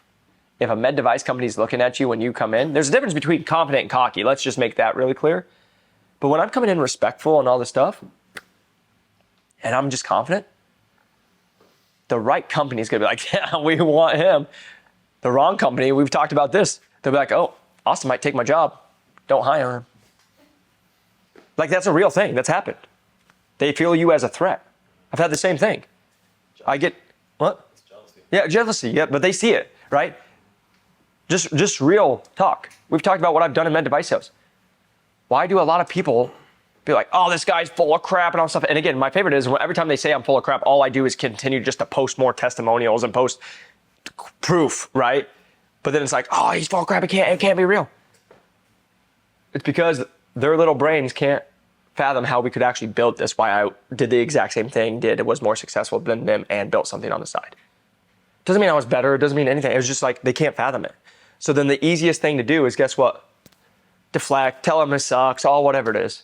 Instead of being like, man, that guy put in a lot of 12-hour days and worked way harder than I actually ever have. That hurts ego. So the reason I'm just saying that is if you can come in and you show up, the right people for you are going to be like, I want this person. I want to have this person on my team. But that also comes back when I talk about, sorry, I keep pointing because I think about the networking piece right there, is that's what I continue to tell you guys, is that's why I need you guys to be pumped, be jacked, be freaking, knowing who your story, knowing what you bring. The fact that you've worked with professional athletes, man, had people scream at you, holy crap. You think a surgeon yelled at you means anything? Get out of here, right? Like that's what I talk about. What you've gone through in the last year, good God. Think anything in med device sales is ever going to take that away, please. You know what I mean? Like it's that kind of stuff that you guys just have to understand for yourself. That's what's going to make the difference, is knowing that. And then just so you guys know, going back to why I always talk about, like the best thing I can ever sit here and tell you is one of our girls just got hired at over 6 figures. And she talked about us in the course. And I'll sit here and tell you, she was a lot of work. But you know why I love it? Is because she's like, because of you, I went to therapy. Because of you, I did the self-work. Because of you, I did all the stuff I actually had to do to get myself right here. And now I'm healthier, happier than I've ever been. Because I'll sit here and tell you, you know what happens when somebody rejects me? Let me make this clear. Back in the past, you know what I used to do when they used to reject me? F these mother truckers. I'm gonna show them. All the stuff. I used to get pissed off. Now, I'm like, okay, I'll go get another opportunity. Why? Because I'm good with me. When you're good with you, you ain't mad when the wrong person doesn't choose you. When someone rejects you, it's like you going out the bar. If someone's like, you ugly, I'm like, okay, sounds good. Right? But if you actually know yourself and you're cool, it's like, all right, I wonder what that person's going through. Right? The last thing to that, though, I will sit here and tell you, because like my team will look, I'm good with me, but I also am probably one of the most competitive people I've known. Just so you know, everybody in the space, I'm going to look at this camera when I do it, everybody in the space that tries to go up against me, I welcome it. because I will run freaking circles. You want to know what the biggest flex that I can say is when I watch people literally copy everything I do. You want to know what's the biggest flex? And when I know there's organizations that have been around 10 years that have VCs, all this money, and all they do is copy everything I do. They try to put me out of business. They try to come at me. All that does is flatter me, baby. That's what people will never understand. I'm that competitive because I talk to people all the time, and I've shared it on my podcast and our thing, YouTube. There's a song called Ambition by Wales. If you've never heard of it, I would encourage you guys to listen to it. But I'll sit here and tell you, that's why nobody will ever beat me, because it was never about the money. It was never about to be like, oh, I'm the best at this. It was just I had a passion to just be able to help people. And hopefully you guys can see that, because guess what? That's why you guys found my YouTube channel, because I've been posting every day for 5 years. And guess what? We've only had a course for 2. 3 years I got on calls with thousands of people and didn't ask for $1. Just wanted to help people. And then when I started getting hundreds of messages a month, I couldn't do it. I had to at some point be like, okay, I need to have the people who are at least willing to respect my time, because I have so much experience. But I will share this, and then we're going to take a bathroom break. But I do just want you guys to hear this song, because I listened to it, just so you guys can know. This is what I listen to when I go to the gym every morning. And just so you know, it's why I tell people it doesn't... Chill. But it's why I tell people it doesn't matter how big I get. It doesn't matter how much money I make. It doesn't matter how more successful I get or don't have success. Because for me, I've also been able to change. Me making money, me who I am. Like Austin's got to see it this week. I still struggle with it. I still struggle with self-worth. Why? Because I'm going to tell you in the first 30 minutes how much money I probably make. Why? Because I'm trying to do self-worth. But I continue to work on it and do all this stuff, because here's the reality of it. Take all the money away. You know who I've always been? This guy. Have I had this much knowledge? Hell no. Have I worked this hard and got myself to where? No. But I've always been this person. I've always wanted to be able to make a difference. I've always wanted to continue to keep growing. And so this is why I always smile. Take it all away from me, because I no longer am going to just judge myself on financial success, because I'll sit here and tell you, I say this all the time. I have worked with VCs. I've worked with people. I've been around with people who literally make hundreds of millions of dollars, and I don't consider them successful. This is what I would actually have you guys write down, is define what you guys consider success. Because I'll sit here and tell you guys, just transparently, if all it is money, it's going to leave you pretty empty. If the biggest thing for you to have success is just to say you make this much money and that you can put your middle fingers up and say F you to everybody else, let me just make your life easy, you'll get there. And then when you do it, you feel emptier and more hollow than you ever have before. If you can sit there and say, no, I feel the most awesome I do, that just shows even how broken you are, even more how broken you are, if that's what gets you off. Just so you guys know, when I watch all these billionaires do all their stuff, it's like they literally get off by being like, F you to everybody else. Alex Hormozi talks about this all the time. You want to know the difference, he said it was like some stat of like 80%, and you guys will sit here and smile after what I just told you. But it says 80% of millionaires and like mega millionaires, 80% have daddy issues. It's like if you actually look at it. And so it's like the conversation I sit here and tell you guys is just being self-aware and being able to understand that kind of stuff. For me, I can sit here and tell you the brokenness I always had was like people. But yeah, when I made a bunch of money, my dad was like, get off your fucking high horse. All you want to do is hear your dad say, hey, awesome job. My dad always told me, hey, you go be my doctor, all this stuff. He's a truck driver and doing all this stuff. And every single day, I can tell you what drove me when I was young. Now, when I found out about my nephew, it changed. But when I was young, it was F you, Dad, watch this. Now I've been able to heal. Guess what? This is what happens when you heal. Even if I did all this stuff, guess what? Who's never going to give me the proud of you and actually acknowledge it? Even if I did all this stuff I wanted to, he's never even going to know I wanted it because of that. So the reason I'm just sitting here telling you guys is you have to define what success is. For me, it's being able to make sure that every time I'm in touch with somebody, they have a positive experience with me. For me, success is like when I'm a father and I'm a husband, I'm the best person that I can be for that partner and show up for them. Because I know a lot of guys who make a lot of money who suck, cheat on their girls, talk down to their wives, just are horrible people. I would never respect a person like that. You can make money. I'll listen to your business, but I'll never respect you. So the reason I'm just sitting here telling you is find out what actually defines success for you. Go after it, and just understand, guys, it has to be more than just money.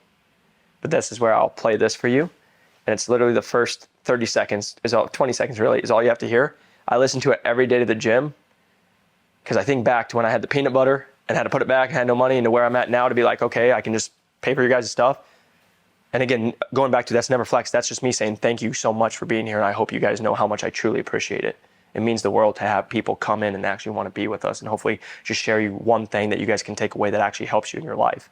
But then I listen to this every time, and it's why I tell Austin, we listen to it, I'm like, ready to go work out again. You go, Jack? I think we're all proud of you for sure. No, thanks, man. Hey, appreciate that. That means a lot. I still remember like it was yesterday, driving the Buick Lucerne, having no money, driving to the gym at 4:30 a.m. And it was Monday, and I was like, the next time I can take a nap is Friday at 2:20. Knowing it to the T. And be like, this is what I have to do right now. And during that whole time, envisioning something better for my life. And then finding med device sales and be like, man, this is crazy, but maybe this will freaking work. But it goes back to the ambition. None of it has been about the money. Because the last thing I'll share with you guys, then we'll take a break, is when you just provide value, guess what you guys get? Return on your investment. That's it. It's just money. And so if you're ready to make that jump and work with a full team that's going to help you not only break into medical device sales, feel free to click down below and come and work with us and our team, and we can schedule a call to see if it's a good fit. Just so you guys know, when I had no money and then I started making lots of money, that's what I learned. All money is, just so you guys all know, let's just make this clear so I can just break some things in your head real quick and hopefully help you guys make hundreds of thousands of dollars real fast now. Money's all fake. No, it's not, Jacob. We need it. Okay. What's Bitcoin? What's a euro?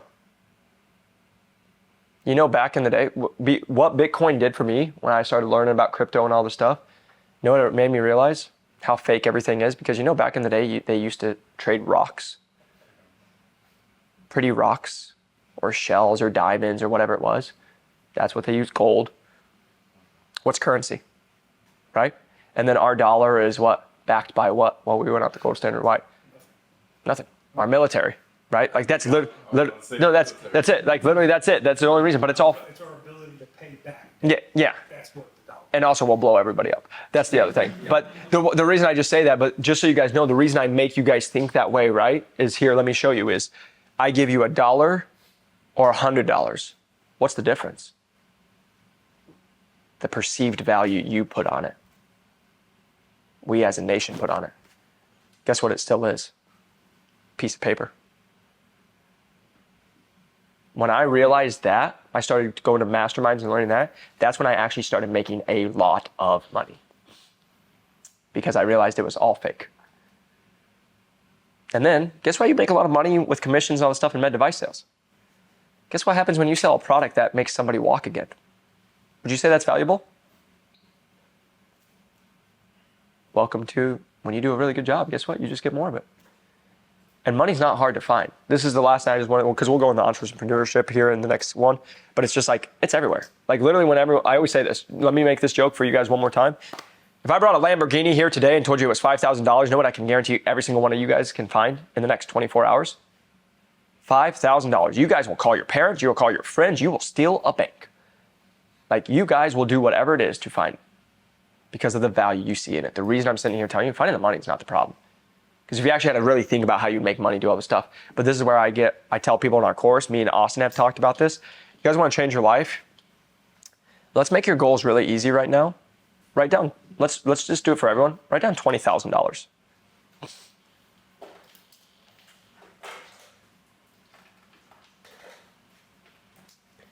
Now I want you to put a slash by it and put per month.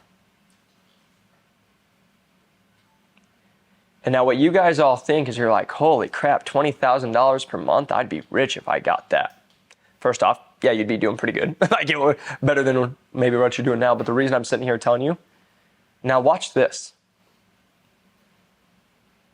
Most people never think about how I would actually do that. Everybody, what poor people do, and just so you know, because they look at it as it's demonized, oh, money's bad. $20,000, real quick.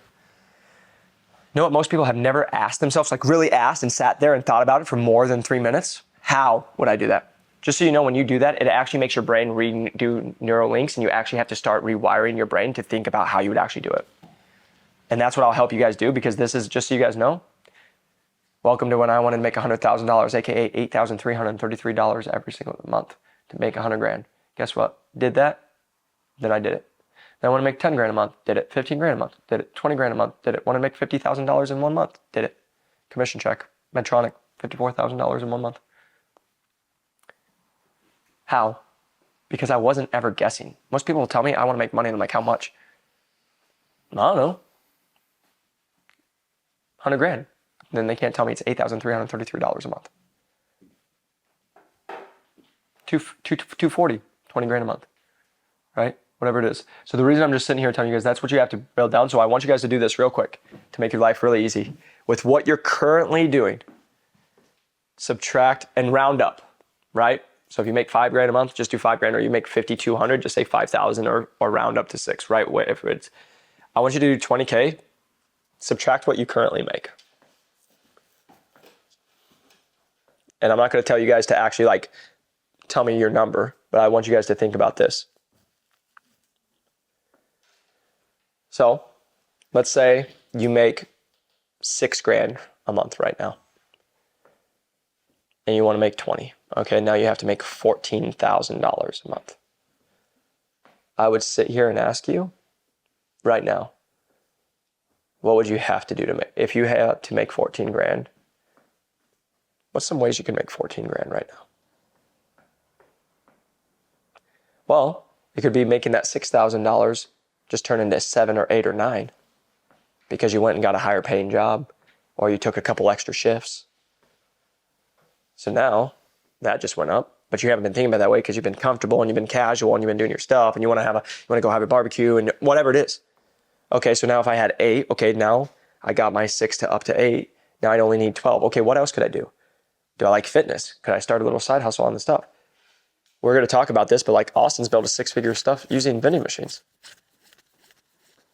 Like what other things could you do? But what I'll sit here and tell you guys, if you actually go home tonight and think about how you would, or this week, and break down how you would actually make that additional 12, 14K, you know what's going to happen? You won't figure it out tonight, just so you guys all know. You won't even figure it out this week. But I can promise you in the next 6 months, 3 to 6 months, you'll probably find something that you actually start making more money with.